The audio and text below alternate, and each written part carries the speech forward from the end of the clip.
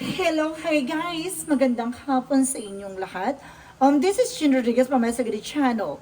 A faith healer o Zamata reader. So ngayong hapon, natatagan natin sabihin sa iyo ng ating mga gabay. So this is the weekly gabay for the month of March 22 hanggang March 28 for the sign of Leo. So Leo, welcome to my channel.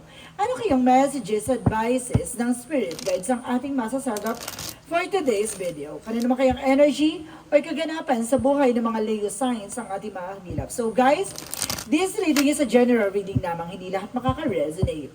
Kunin lamang po makaka-relate sa inyo and comment down below kung kaninong energy ang ating nasagaw. And of course, don't forget to like and subscribe my channel and hit the notification bell for more videos updater kasi maraming salamat po sa mga walang sawang pagsuporta sa aking channel, lalo-lalo na ang hindi nag-i-skip ng ads. Naway pagpalain kayo ng Diyos at may kapal, siksik liglig na gumapaw na biyayang manong balik sa inyo. So let's see what is the messages, advices sa iyo ng ating mga angel spirit.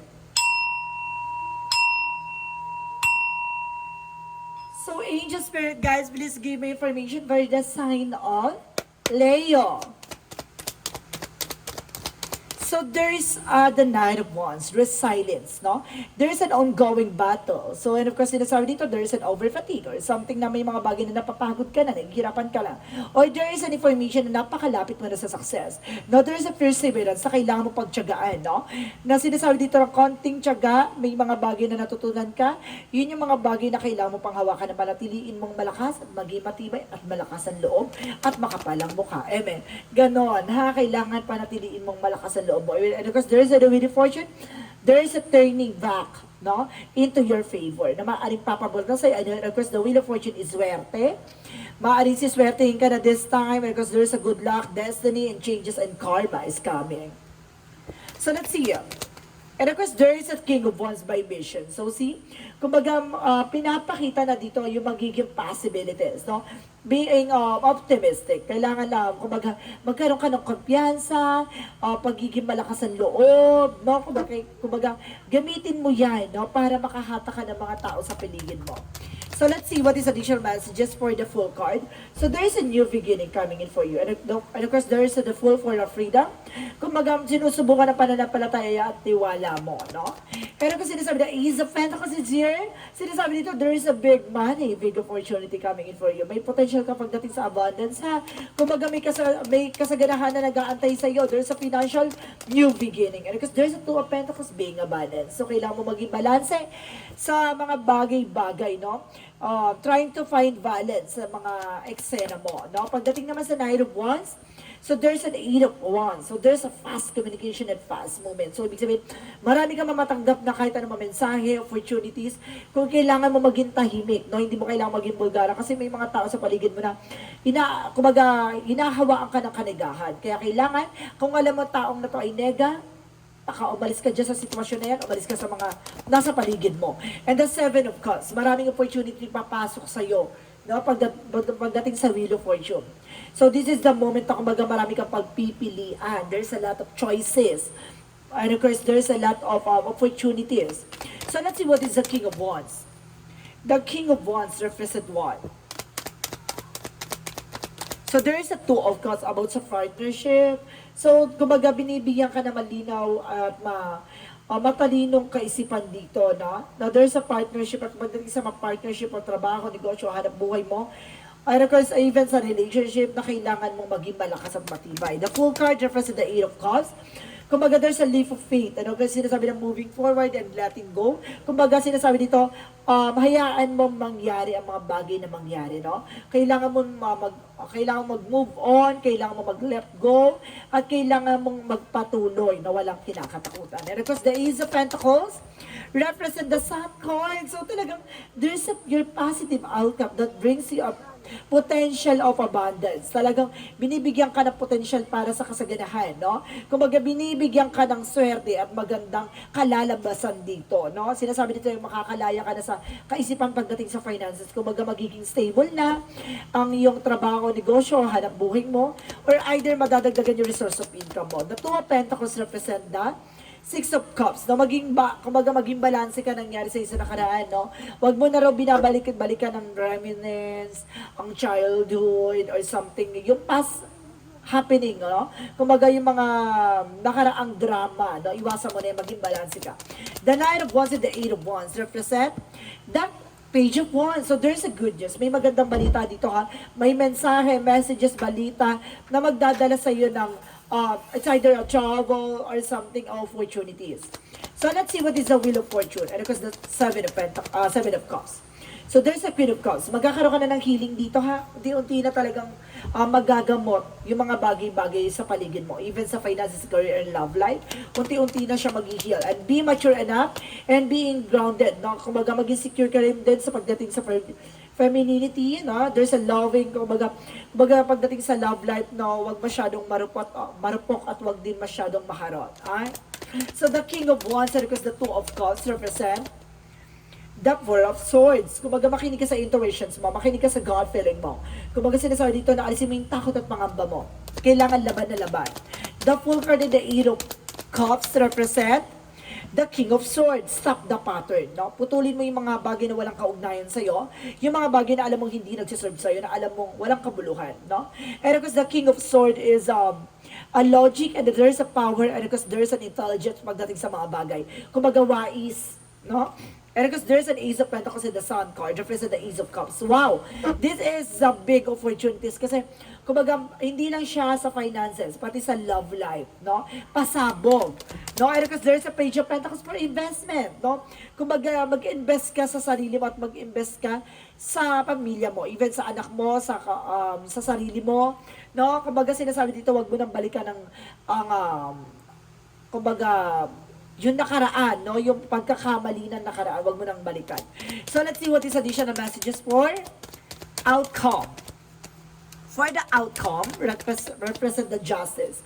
Karma is waving. So, lahat ng mga bagay na ginagawa mo, it's like consequences, no? Lahat ng mga bagay na yan ay may kaakibat ay consequences, truth and honest. And of course, sinasabi dito, cause and effect. Lahat ng mga bagay kasi na gagawin mo ay magre-reflect sa'yo. At the same time, there's the moon for a revelation, no? And the dream coming true and the justice will be served. Maaring balanse ang magdadala sa'yo ng tagumpay. The dreams coming out. Na maaring matutupad na yung mga pangarap mo.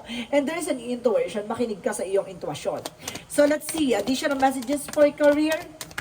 Sa career, there's an Empress card for a revert, no? Kumbaga, magkakaroon ka na ng bagong simula at bagong bukas with the Eight of Swords. Kumbaga, nakalaya ka na sa toxicities, nakalaya ka na sa negativities. Kasi hindi ka mag-grow dyan. And the Six of Pentacles, magiging balance ka na. Give and take. And at the same time, kumbaga, there's continuous, no? Pasok na magandang kapalaran sa'yo. So, let's see. Additional messages for relationship, love life. So there's a temperance for healing, a perfect timings, and of course, kalmado.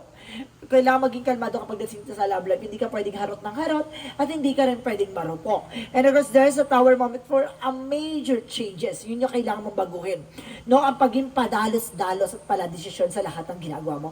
Pagdating sa love life, hindi pwedeng pag na-inlove ka, go na yon. Hindi ganon. Kumbaga may mga bagay na kailangan mong suriin. Kung itong tao na to, kumbaga tanggap ka ba o tanggap ba yung buong pagkatao mo? Itong tao na to, magdadala sa iyo ba to ng katuparan at may mga bagay na pinangarap ba na kasama ka? Ganon. Hindi yung konting kineso, di ba? Harot. Ganon, hindi ganon. Kailangan kilalanin mo muna. Let's see what is additional messages for health. Sa health, but there's a Page of Cups. Makinig ka sa intuition mo, ha? Kung may nararamdaman kang hindi maganda, umiwas ka sa mga allergy or nakakasama sa'yo. If may cases dito na kumbaga may karamdaman ka, magsolusyon, no? Kung uminom ka ng gamot or uminom ka ng bagay na alam mo, makakatulong sa'yo like herbal teas.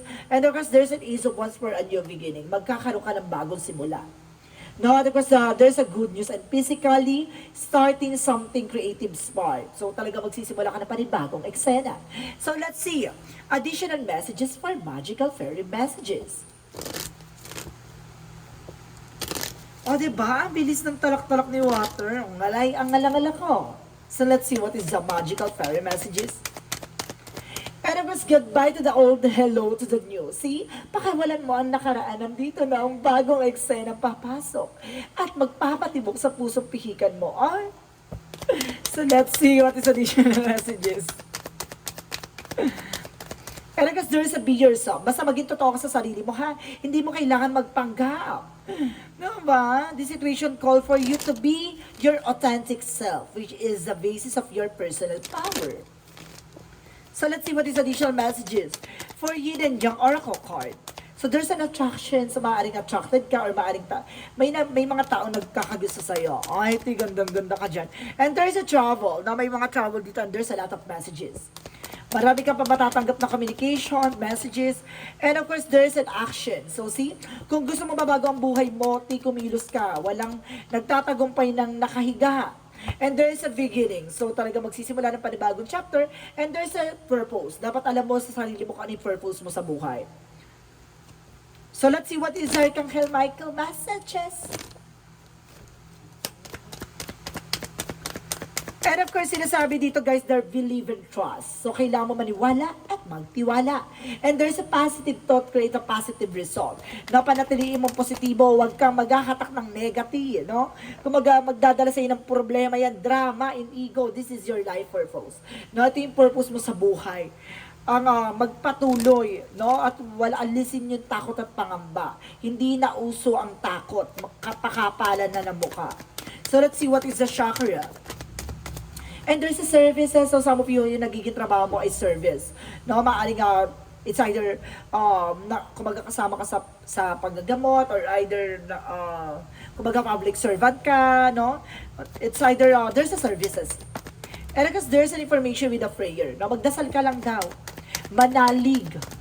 And there's an acceptance. May mga bagay na kailangan mo tanggapin. At may mga bagay na kailangan mo matanggap. So let's see what is additional messages. And there is a counseling, no? Makinig ka sa mga advices, no? Kasi makakatulong yan for healing. And there's a builder. Napalakasin ang loob mo, maging matibay at maging malakas ang pundasyon mo. And there's an infinite abundance. Talaga magiging masagana ang eksena mo dito at magdadala sa'yo ng tuloy-tuloy na pasabog.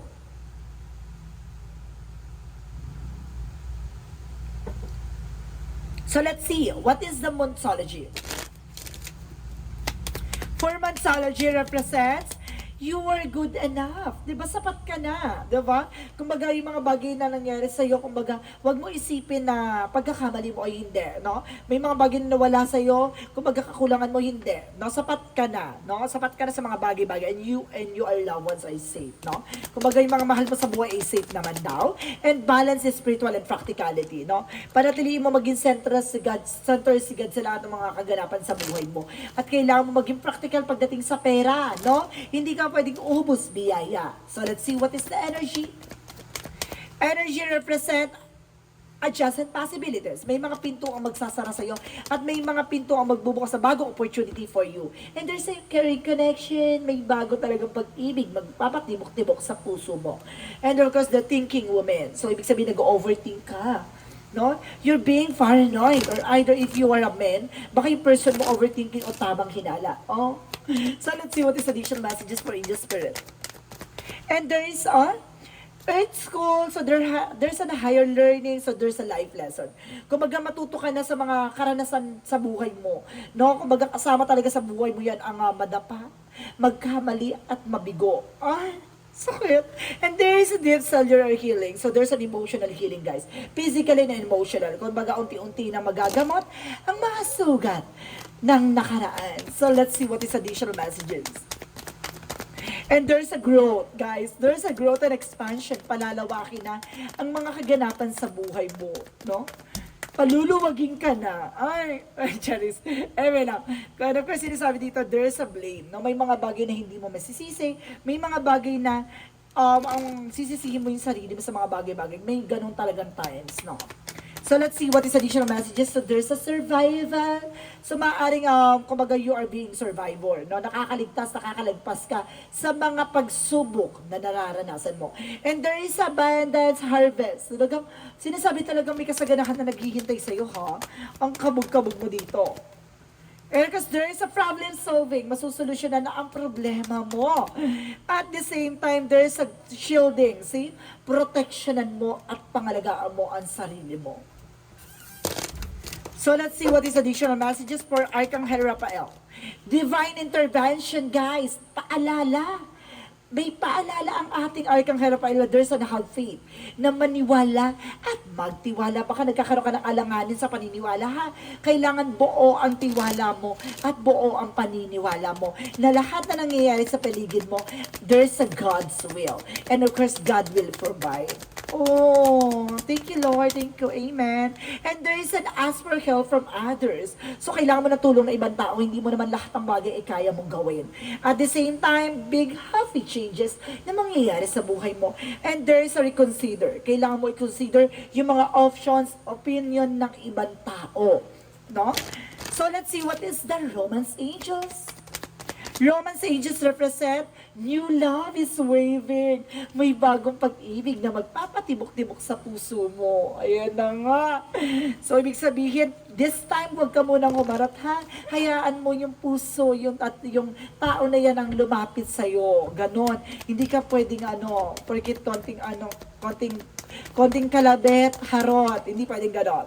Kailangan mo magpakipot. Pero kasi sinasabi dito, there's a he that believe on me, the works that I do shall he do, the greater works that this shall he do, because I go to my Father. See? Lahat ng mga bagay na kung naniniwala ka sa lahat ng mga salita o gawa ng ating Panginoon, no, ibibigay sa iyo yung mga bagay na yan ayon sa kalooban niya. So, ibig sabihin, kung naniniwala ka, yung mga bagay na ginagawa mo ay magsasucess ka. Kasi naniniwala ka lahat ng mga nangyayari sa buhay mo ay ayon sa kalooban ng Diyos.